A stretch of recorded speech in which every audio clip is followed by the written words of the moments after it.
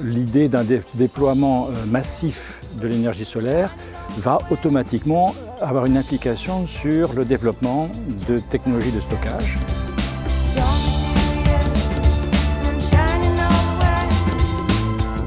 Si l'on prend le problème au niveau de l'Europe, il y a des directives, donc la dernière directive qui va sortir pour avoir les objectifs en 2030, où la contribution des renouvelables sera fixée à 32,5%, tout confondu hors biocarburants.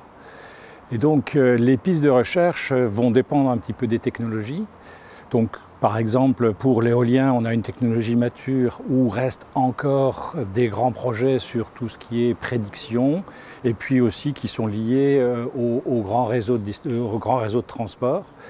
Et pour la partie solaire, pour laquelle j'interviens dans cette école d'été, on a des pistes qui sont assez distinctes. Donc il y a un travail très important sur les matériaux, c'est-à-dire augmenter le rendement des cellules photovoltaïques tout en diminuant leur coût.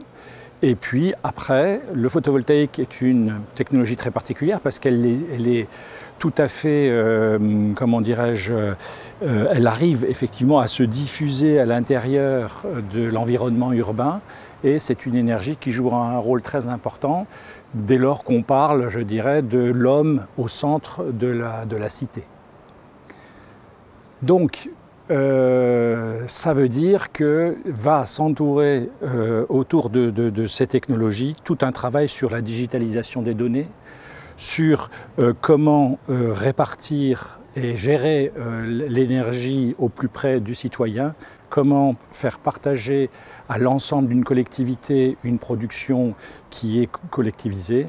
Et donc tout ça sont des pistes qui sont effectivement intéressantes, où l'on mêle d'un côté des physiciens sur la partie matériaux et de l'autre côté des numériciens ou des gens qui vont effectivement faire du traitement de données.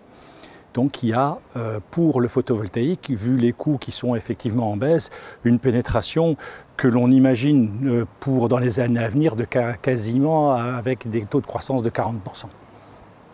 Donc le solaire est effectivement une solution qui est intéressante puisque plus proche de l'utilisation et de l'utilisateur. Le solaire, donc, comme il est produit dans une phase de la journée où il n'y a pas forcément une consommation importante, l'idée d'un déploiement massif de l'énergie solaire va automatiquement avoir une implication sur le développement de technologies de stockage. Alors on a déjà les batteries lithium-ion pour lesquelles il y a un développement massif que l'on voit pour le solaire mais également pour les véhicules électriques.